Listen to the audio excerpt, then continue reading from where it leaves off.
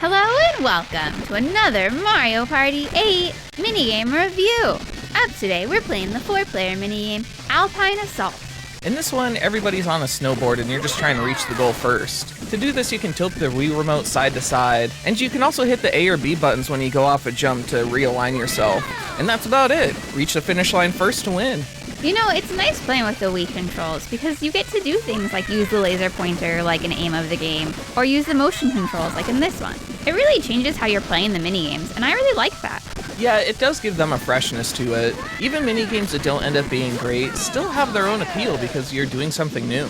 Exactly. However, I feel like in this one, if you get too close to the other players, all you're gonna do is bump into them the whole time. There's obstacles you want to try and avoid, but if you hit another player, you're probably gonna bounce into an obstacle. So even though you're playing with the motion controls and that's fun, it is kind of hard to control. Yeah, it is a little hard to control. I get the point of having obstacles there and other players to bounce off of, but it's also just kind of annoying. Like, I never felt like I was fully in control of where I was going, so if I hit an obstacle, it never fully felt like it was my fault. And when stuff like that happens, it's just frustrating. Yeah, it feels rewarding when you make it off a jump, but it also doesn't do that much to impact your speed. That makes it feel like those are really necessary.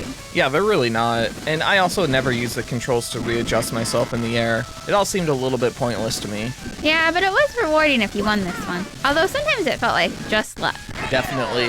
If you somehow got out ahead of the pack right at the beginning, you had a much easier time reaching the finish line. If you're not hitting off the other players, you just have to worry about the obstacles, and it's much easier to dodge around them if you're not bumping off of other people. Oh yeah. But I didn't have a horrible time playing this one. Like you said, it is rewarding to win, and the controls are pretty cool to play with.